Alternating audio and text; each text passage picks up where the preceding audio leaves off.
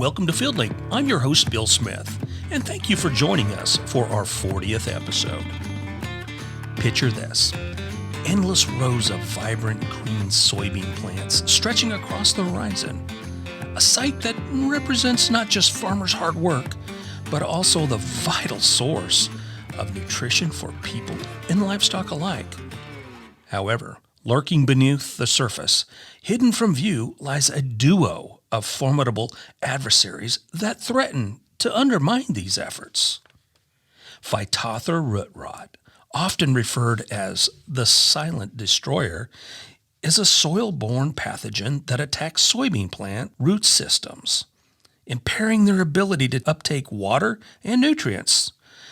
Just like a thief at night, it robs the plants of their vitality, ultimately leading to reduced yields and financial losses for farmers. And speaking of adversaries, imagine a scenario where your thriving soybean plants suddenly show signs of distress. Leaves yellowing, wilting, and falling off prematurely, a phenomenon that has been aptly named sudden death syndrome. What's causing this abrupt decline? Is it a disease, a nutrient deficiency, or something else entirely? Joining us on this episode is Matt Boyer. Matt's an agronomist from the Midwest, and he's going to dig in and give us some insight on both SDS as well as Phytophthora root rot. Plus, joining us from Nashville is Jody Lawrence, and as we discuss the impact of the recent weather patterns in the United States, plus the Ukrainian and Russian forces intensify bombings in key ports.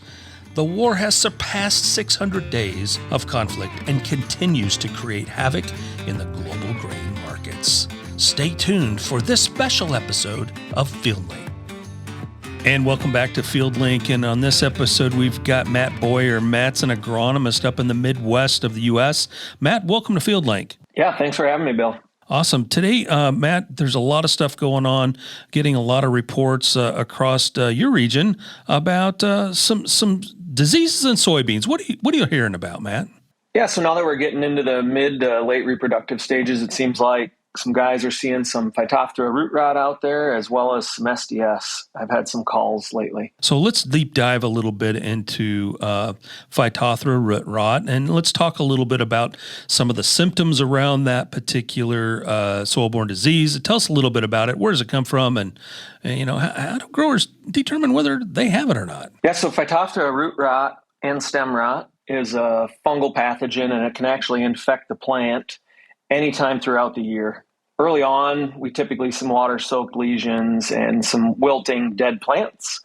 However, when we get into the latter vegetative growth stages and into the reproductive stages, you really start seeing that root rot phase. And what that looks like are dark chocolate brown lesions or discoloration, if you will, on the lower stem.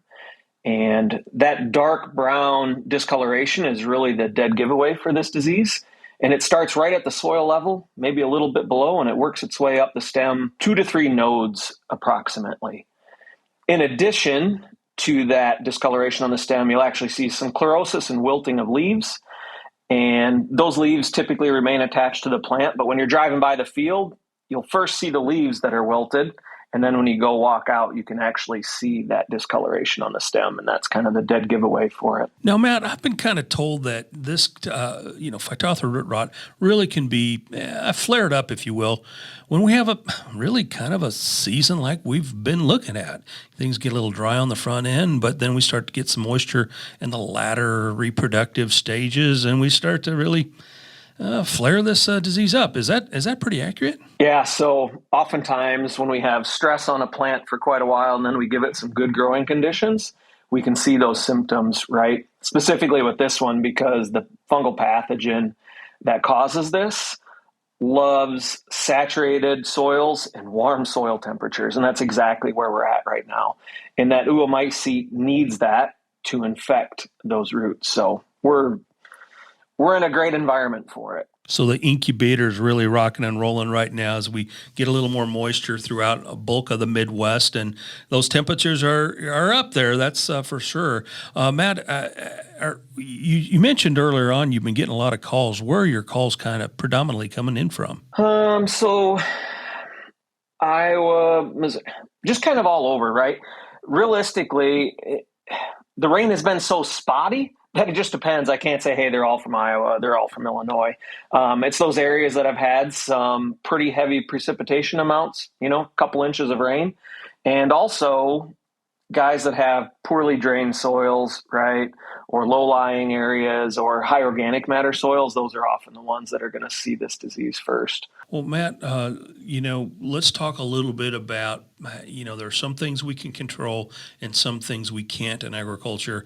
And this is one it's kind of hard to control and prevent, but there's some things that we can do. Let's talk a little bit about that. Yep, absolutely. So once we have it, it's not a leaf disease or anything that we can go out and spray a fungicide foliarly and control it that way, right? But first and foremost, we got to look at what soybean varieties we're putting out there. We want to make sure that we at least have some of those resistant varieties, right? We have some RPS genes that can be useful, and they'll probably not protect against every individual race, but they're still going to help us greatly. And I'd want to make sure that we're going out with some resistant varieties.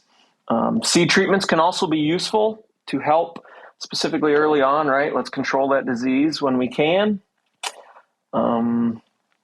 Culturally, we can rotate away from, corn and then or soybeans and then to corn and then back to soybeans. That's going to help. It's not going to be perfect just because those oospores can survive for quite a long time. Another thing that people can do, and most have already if they're able to, but drainage, right? Field tile is really going to help drain those soils so that we try not to have long periods of free water. So those are some really good cultural practices and things to think about. If a grower's out there starting to see Phytophthora root rot right now, there's some good steps there. I know a lot of growers are going to be thinking about, especially Helena customers, thinking about in your region, the Seed First program coming up pretty soon, thinking about here's a great time to sit down with your Helena representative to talk about seed. And this is an area that might want to pay a little closer attention to when picking those varieties this fall. Yep. Absolutely. And not only get that variety with the RPS gene that you want, but make sure that we're planning on getting that seed treated as well, right? Those are the top two things that we need to try and manage this disease. And even focus on making sure the right varieties are going on the fields that have the highest pressure, right? We know what fields they are, so let's write them down and make sure that we remember that. Not necessarily for this next year, but when they come back to soybeans as well. So that 2025 growing year. Yeah, that's a really great point, Matt. So once you identify Phytophthora root rot in a field, the chances of it being there next year or even 2 years, maybe even 3 years down the road, is still pretty strong in most cases. Is that right? Is that fungus, once it's there, it's there? Yeah, probably going to have it. And if it's a poorly drained field, if we can fix the drainage, yeah, that might help, anytime we get compaction or stress on those plants. A lot of times the best place to scout for these diseases is on your field entrances, right? Just because it's a great place to look for disease. Definitely. Yeah, and it's a lot easier to access those points as well, and a lot of activity there, and that's where stuff's going to get spread around quite a lot. So, Matt, we covered Phytophthora root rot, certainly an important factor going on right now. A lot of growers. What are some things that they need to really, you mentioned as far as scouting, there's not a whole lot you can do at this stage, but maybe manage that a little bit towards the harvest time, move that towards the front end of the rotation. Would that be a good advice? Or what's the best strategy here on the harvest side? I don't know. In terms of harvest, I don't know if it's going to help one way or another if they combine them early or later. Chances are, if we're infecting those plants now, they'll probably be wilted and dead and probably not going to contribute a lot to yield. So the later that we start seeing these symptoms, the better off we are. And how long can we, a grower in the Midwest, for example, anticipate, could this string out for another 30, 60, 90 days yet? Yeah, I'd say probably, as long as we're filling those pods, if the leaves are green, we can still see where they're at. That being said, you don't have to have the leaves to identify that disease. If you go out and you see some areas where everything's wilted up and the leaves didn't fall off like normal, didn't go through a normal senescence, you could go out and still inspect those stems for that dark chocolate brown discoloration the day you're combining and probably see that. It's harder, but you still would likely be able to see that. So let's transition a little bit to the other culprit out there, SDS, sudden death syndrome. That's that's an animal that's out there too. It sounds like you've been getting a few calls. Tell our listeners a little bit about SDS and what they can expect when they see that. Yeah, so SDS is an interesting disease because this is one that you see the leaf symptoms, right? You'll drive by, and the foliar symptoms we typically start seeing during these early, somewhere in there, the reproductive stages. And they're pretty obvious, right? You start off seeing some yellow spots on the leaves, and then you eventually end up with large chlorotic or necrotic blotches between the leaf veins, and the veins often remain green. So it's very distinctive what it looks like. Oh, I was going to say it can be misleading too, because you're thinking, you're doing the 50-mile drive-by, you might think, oh, I'm low in potassium, I'm low maybe in nitrogen, or there's a nutrient deficiency, or there's an insect. It may have nothing to do with that. Yep, and that's where you actually need to go out and physically look at those leaves and take a good look. If you don't know exactly what you're looking at, luckily with smartphones now, take a picture and text it to somebody who does, right? Because the crazy thing about these actual symptoms, right, there's a couple other diseases like, brown stem rot or stem canker that can also look very similar. And that's where we got to start digging into the plant, looking at roots and looking at stems to really identify which one it is. Because in the case of, SDS, what I think it's interesting is we're not actually seeing the pathogen in the leaf. We're just seeing an expression of a toxin that's produced in the roots that gets transported up to the leaves. And when it gets sunlight, we see that symptomology.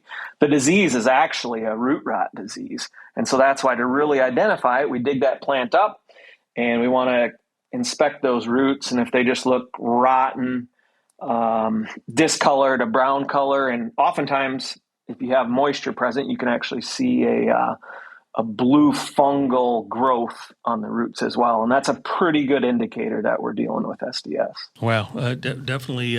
And let's talk a little bit, Matt, about preventative maintenance here, or is there anything a grower can do to save his or her crop in this situation? There's not perfect solutions to this, but there's a lot of things that we can do because it can actually be a pretty big deal, right? And we typically see the worst symptoms again when we get rainfall, and we can have good high yielding years, right? So management, varietal selection again, and we can apply some seed treatments that have some efficacy on this Fusarium pathogen that is the pathogen causing this disease.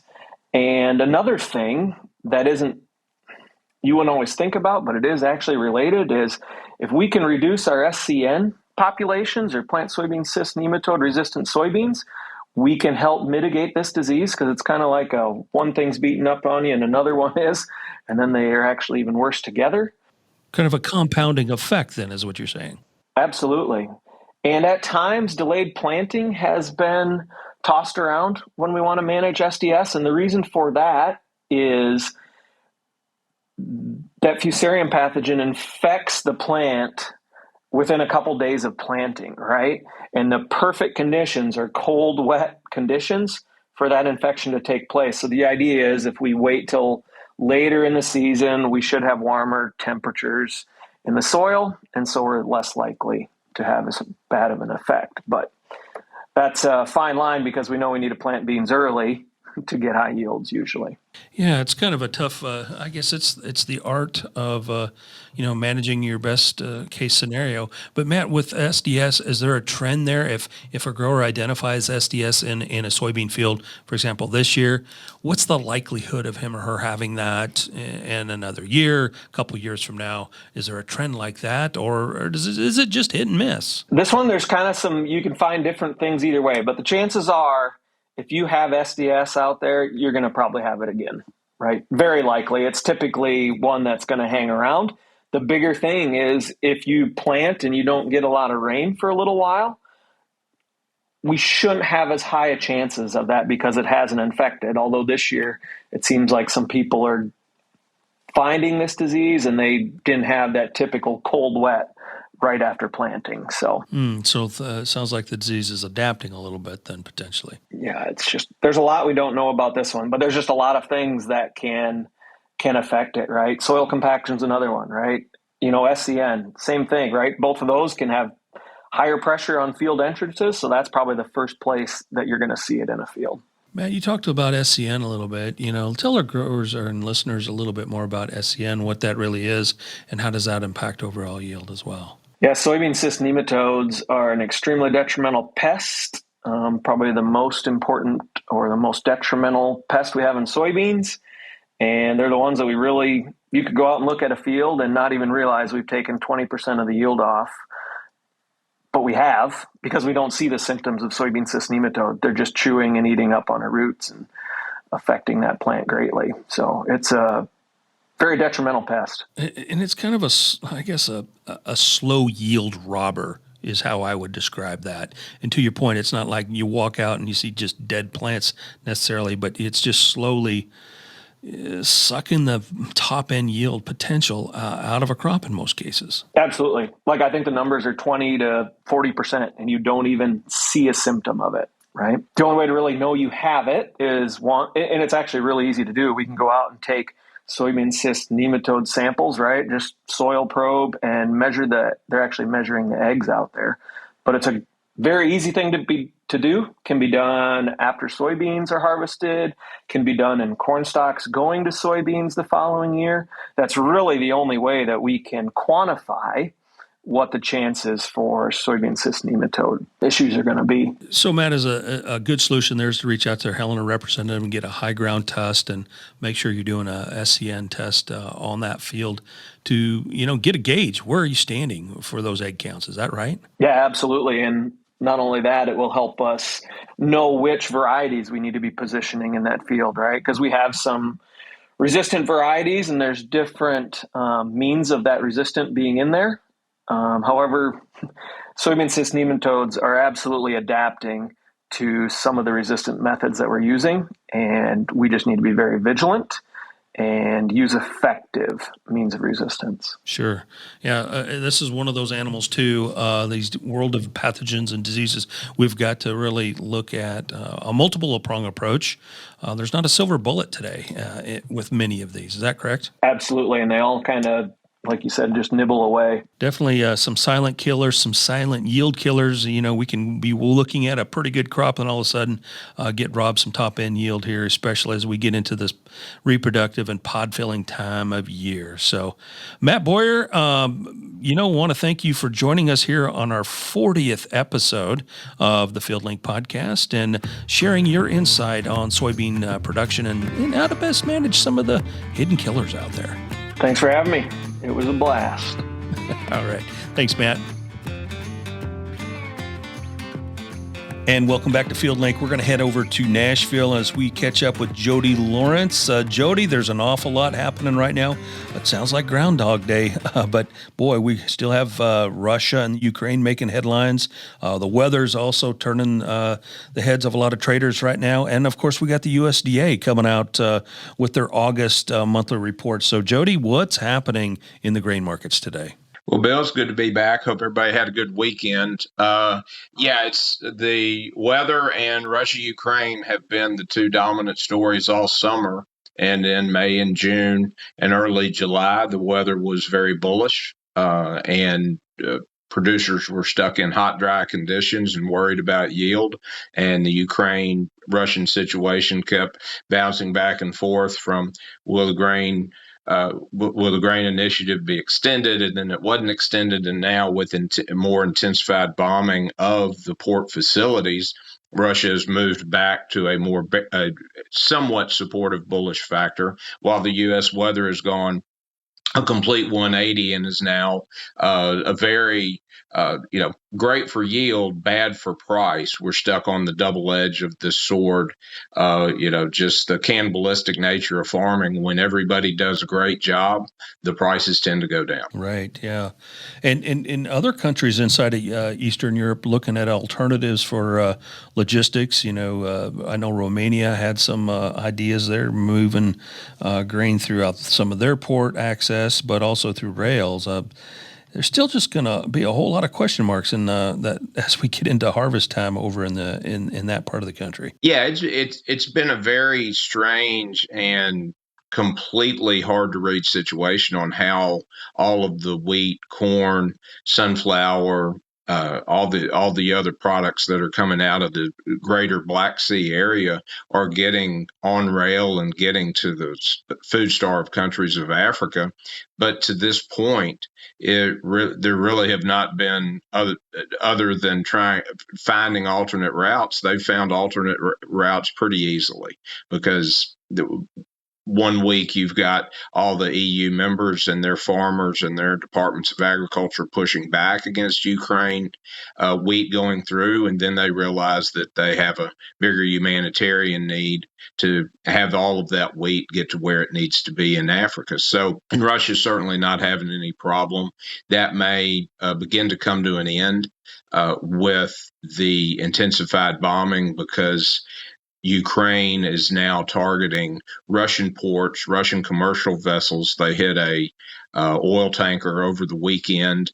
And when you look at a couple key logistic areas, if Russia goes after the Danube River port and Ukraine goes after the Azov Bridge, and that would cut down what amounts to somewhere around 15%, give or take, of all Russian export capacity that comes out of the Azov Sea if that bridge were to be taken out. So you've got two very strategic targets that have been attacked within the last week.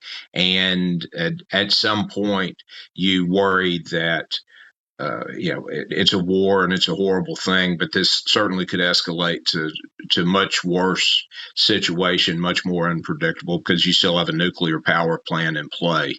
So hard to read right now, but wheat is bouncing along like there are no world disruptions, and the world had a very substantial crop this year. That is changing because on the wheat, grain, rice markets, India has announced end of exports to several varieties of the wheat that they grow domestically to tame their food inflation and also be in a more food secure area, because they've had their production problems over this summer and over this year. And if you look at the price of rice, rice is the most bullish market on the board, which ultimately spills over as we look to 24 U.S. acres. What happens in the Delta for all those farmers that can move over bean acres, some corn acres, I believe it's all more bean acres, and even some cotton acres potentially to rice to make more money. So the Black Sea is going to have a very long tail, but right now it's not causing nearly the problems that we would have thought 12, 13 months ago. Yeah, I think you bring up a great point. We're certainly catching a lot of headlines, but folks, we're into over 600 days of a war. And it's hard to believe when you really step back and take a look at that, and how every headline, it seems like every 12, 14 days, we've got a different headline, but the results are kind of the same, aren't they, Jody? Yeah, once everybody got over, really, if you go back and look at the wheat chart, and where wheat prices have been dragging along since the initial Black Sea export corridor deal, the price of wheat is, what you would consider fair value if you looked at the supply and demand tables and didn't know anything else about what was happening in the world. It's largely unaffected, and that also has put a damper on corn that we weren't expecting, as corn has gotten a late season kick from all the rain. But with December corn sitting at $4.97 is when just 3 or 4 weeks ago we were trading well above $6. Weather is king in July and August, and everybody in this industry knows it. But it's been a while since we've seen such a dramatic shift from really, really almost historically bad growing conditions to a point where we may be able to salvage the corn crop and get back near trend and also produce a record bean crop. Right. Let's talk a little bit about, the weather right now and what you're seeing on the board as things are trading right now as we're recording this on the 7th of August. What are beans and corn looking like right now, Jody? Well, if you look at price, you've got November beans trading right at $13 on futures, and December corn right at $5. And those certainly have come well off the lows because you were trading high 13s on beans not even 10 days ago. And corn, obviously, during the worst of the heat in June and early July was well above $6. But if you look at what I'm hearing back from the field, from rain reports, you've got certainly the rain has helped. It helped corn, but the heat and dryness is something that we may not know till we get combines in the field, because not only are you having just small amounts of tip back, you're having major amounts of tip back to where half of the cob has no kernels. And then there's kernel depth issues. And obviously this all goes into test weight and all the other things. But right now, when you start doing, and Pro Farmer Tour will start next week along with some other private crop tours, they'll go out and they'll see this, but it's almost impossible just to take general surveys and come up with an idea unless you get a wide enough area from fields that potentially could be at trend or better to those that were really, really hampered by the May and June dry hot weather. So we've got some time. It's not nearly as clear cut as it has been in past years of, yes, the crop is here, because there's still very wide opinion inside the industry between a 170 crop and a 178 crop on corn. And you're talking the difference between 425 corn and 550 corn with that yield difference. Yeah, and when you step back and take a look at that, you're looking at, like you said, corn trading at $5. There's some room there, considering crop insurance too as a play. I mean, growers are sitting in a pretty decent spot considering all the craziness with the Ukraine and all the craziness with the weather we've had this year. It looks to be pretty secure right now. Is that a pretty fair statement? Well, yeah, that's a very fair statement, because the February insurance average was $591.25 for corn. And depending on what level of protection a producer took, whether it was the bare minimum 70 to 75, or bumped it up with all the bells and whistles and got it to 87 or 88. But at 591, there've really only been a handful of weeks, and there have been no weeks since you felt comfortable about your yield to be able to sell above that price. So with that insurance level coverage at 590 and now trading a full 95 cents below that, very difficult to get motivated about selling corn when, you take an average fall delivery basis here, which is probably 20, 30 under in most places. All of a sudden, 460 corn isn't that appetizing when you've got coverage all the way up at 591. You've also got the bean average was 1376, and you're 76 cents below that. So it's very difficult to get motivated to sell down here when you look at everything else that's going on in the world. And the markets are battling, have been for the last week, the escalation in Russia and Ukraine against the great U.S. weather, because this morning you've got wheat up 20 and you've got beans down 34. Right. Wow, just definitely a time to be really close to your strategic trading advisor to take advantage of some of those crop insurance opportunities or other trading opportunities out there. The markets are getting more and more complex. I would love to say that our world could get simpler at some point, but unfortunately, I just don't see how it's going to do it. But if you boil it down to the simplest form of it, and I talked about it in the newsletter this weekend, producers want yield, and that's what their job is. And you've got to be very mindful of where your bottom line is right now. As prices have gone down, how much has your yield gone up? If your yield's gone up at a greater ratio than the prices have gone down, you're making as much or more money, excuse me, than you were, when corn was at $6.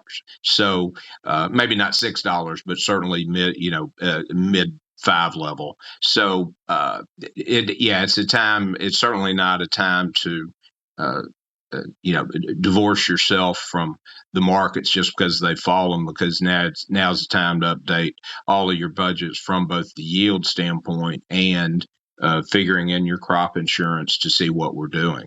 And as that always breeds the next discussion that I've already gotten in several field days and put out or at least a recommendation this weekend.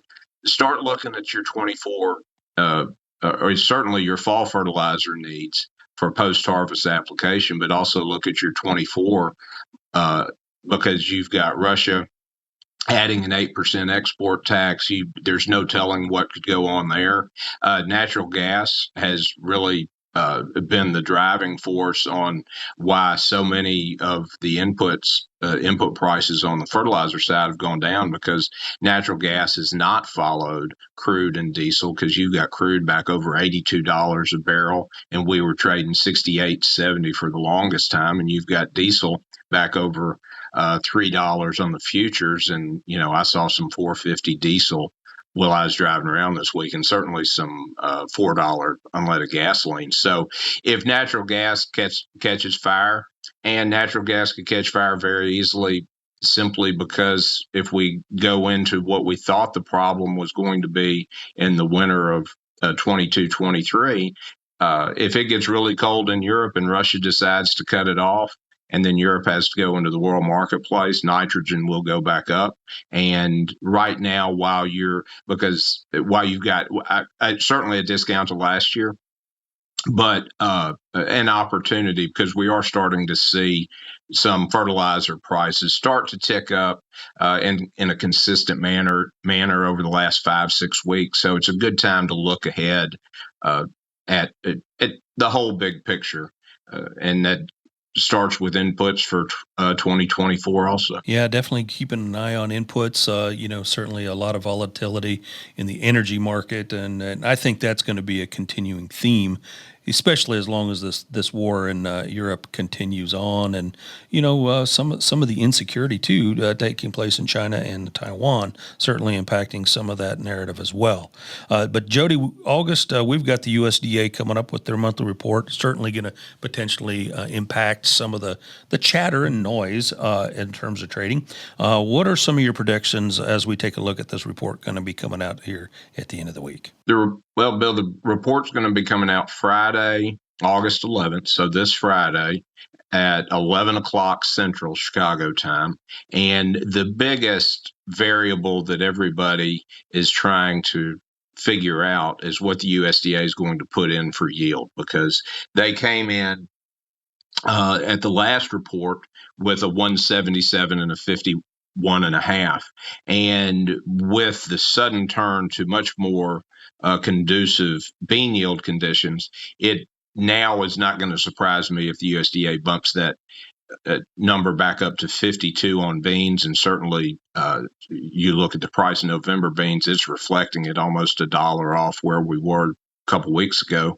And on corn, really a coin flip, because corn, no doubt, was hurt really badly in May and June and early July in a lot of areas. And while there was some yield salvaged, it's hard to imagine at that late stage that this rain and cooler weather has added substantial yield. So we've got basically we have everybody making very solid arguments between a 170 and a 178 U.S. corn yield. And like I said earlier, that's the difference between 425 and 550. So where it falls, probably, just like everything else, somewhere in the middle. But I do not expect the USDA to get to this number in Friday's report.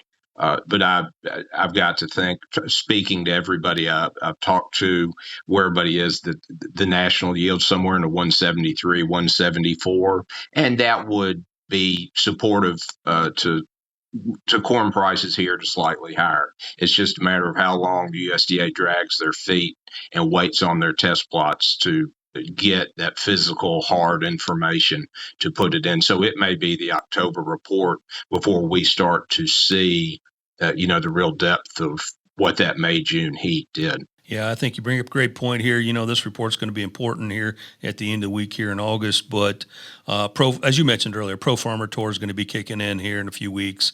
We'll have a lot of scouts and agronomists across the nation sending in reports. That's going to help ground things out a little bit. And boy, that October report's going to really probably tell the final story. And on the agronomy side, I do want to have one shout out for Helena's own Dr. Greg Willoughby and his continued improvement and rehabilitation after some complications with his knee replacement, because we all need him, and I certainly need all of his insight and help, and hope that he's feeling better, because I know he listens to the podcast. That sounds great. Shout out to Dr. Willoughby for sure. Hope he gets better. Jody, want to thank you for joining us for here on this episode of the FieldLink podcast, and we look forward to having you on our show next time. All right. Thank you, Bill. Thanks for joining us on this episode of FieldLink, our 40th episode. Be sure to download the FieldLink podcast and follow us wherever you get your podcasts.